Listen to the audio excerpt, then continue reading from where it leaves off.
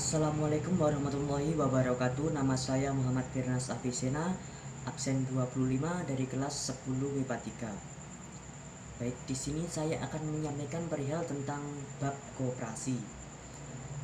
Di sini saya akan memulai poin-poin yang paling penting dulu. Yang pertama adalah sejarah berkembangnya koperasi di Indonesia. Yang kedua adalah landasan-landasan koperasi di Indonesia. Yang ketiga adalah asas-asas koperasi di Indonesia. Yang keempat, prinsip-prinsip koperasi di Indonesia. Poin pertama yang akan saya sampaikan adalah sejarah berdirinya koperasi di Indonesia. Sejarah berdirinya koperasi di Indonesia adalah dimulai dari usaha kecil yang spontan dan dilakukan oleh rakyat kecil. Kemampuan rakyat kecil yang sangat minim dan sangat rendah membuat para usaha kecil ingin terlepas dari penderitaan, ingin terlepas dari kemiskinan, dan ia ingin mengangkat derajat dan martabatnya supaya dia ingin menjadi orang yang sukses di kemudian hari. Ide perkoperasian di Indonesia dikenalkan oleh R. Arya Wiratmadja pada tahun 1896 yang mendirikan Bank untuk Pegawai Negeri dan dilanjutkan di Wolven Westrode. Pada tahun 1908, Dr. Sutomo mendirikan Budi Utomo. Peranan ini sangat memiliki peranan bagi masyarakat dan sangat penting bagi masyarakat. Pada tahun 1915 dibuat peraturan Verordning of the Cooperative Vereniging dan 1927 dibuat peraturan Regulating in Class Kooperatif. Pada tahun 1927 dibentuk Serikat Dagang Islam. Tujuannya untuk meningkatkan usaha pribumi agar usaha pribumi tersebut lancar dan sejahtera.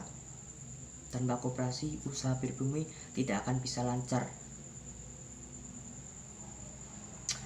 Selanjutnya pada tahun 1929 berdiri Partai Nasional Indonesia untuk menyebarkan semangat supaya kita sebagai bangsa bangga menyebarkan koperasi di Indonesia pada zamannya.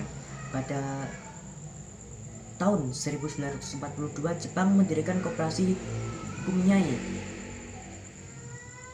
Selanjutnya setelah Indonesia merdeka 12 Juli 1947 koperasi mengadakan kongres untuk pertama kalinya di Tasikmalaya. Hari di mana hari lahir koperasi di Indonesia. Poin yang kedua yang ingin saya sampaikan adalah landasan koperasi di Indonesia. Yang pertama adalah landasan ideal koperasi di Indonesia adalah Pancasila. Yang kedua adalah landasan struktural di Indonesia adalah Undang-Undang Dasar 1945 dan landasan geraknya adalah Pasal 33 ayat 1 Undang-Undang Dasar 1945 beserta penjelasannya. Dan yang ketiga adalah landasan mental koperasi di Indonesia adalah setia kawan, kesadaran, dan kepribadian. Poin yang ketiga yang ingin saya sampaikan adalah asas koperasi di Indonesia. Yang pertama adalah asas kekeluargaan dan yang kedua adalah asas gotong royong. Keempat yang ingin saya sampaikan adalah prinsip koperasi di Indonesia. Yang pertama adalah keanggotaan bersifat sukarela dan terbuka.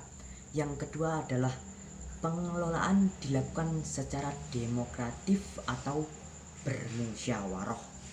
Yang ketiga adalah pembagian SHU dilakukan secara adil sesuai dengan besar usaha anggotanya. Yang keempat adalah pemberian balas jasa yang terbalas terhadap modal harus sesuai.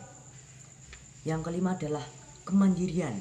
Yang keenam adalah pendidikan perkoperasian. Yang ketujuh adalah kerjasama antar koperasi.